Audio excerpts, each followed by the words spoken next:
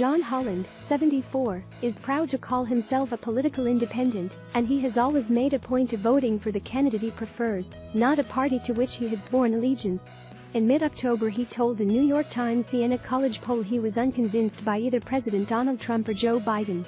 Ultimately Holland, a retired education technology professional in Minnesota, did choose, and like many late deciding voters, he said his choice emerged from a values point of view. "I said, would I want President Trump to be the grandfather of any one of my grandchildren?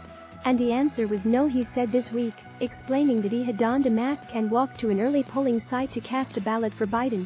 4 years ago, voters like Holland, leery of both major party candidates, undecided until the 11th hour and guided by their gut more than by policy, decided the election. This year, polling shows far fewer undecided voters remain, but in close battleground states they could still be pivotal. And while voters who were negative on both major candidates in 2016 broke big for Trump as the lesser of two evils, particularly in the Midwest, they appear generally disinclined to do so again.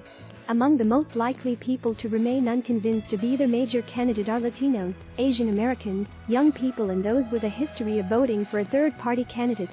None of those groups have shown much warmth toward Trump over the past 4 years, but each of them has also given Biden trouble, from the primary campaign through today.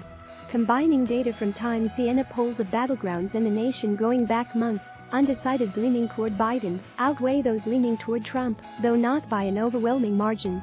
Perhaps more meaningfully, Biden has a slight advantage among voters who didn't express a favorable view of either candidate. The largest share of those voters, a little more than half, still hadn't settled on one to support, meaning there was room for movement. The universe of such voters is small, but in states like Georgia or North Carolina, where the race could come down to 1 or 2 percentage points, those volatile voters could make the difference, said Patrick Murray, the director of polling at Monmouth University. In a Time Siena poll of the country released last week, 9% of likely voters said they were still torn, or they planned to support a third-party candidate. When including voters who said they were supporting Biden or Trump but only when pushed, that climbed to 13%. Murray prefers the term volatile voters rather than undecided.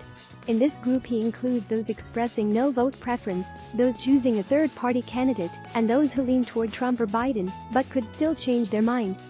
When Trump faced Hillary Clinton 4 years ago, Murray said, around 20% of likely voters fell into the volatile category. This year, it has been consistently closer to half that share, and it is dropping. Those who remain also tend to be more certain now than they were 4 years ago that they don't like Trump.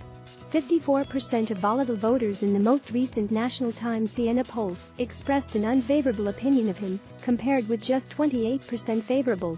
The Trump unfavorables are basically etched in stone, Murray said. You'd need something ground-shaking about Biden to come out for voters holding a negative view of Trump to vote for him.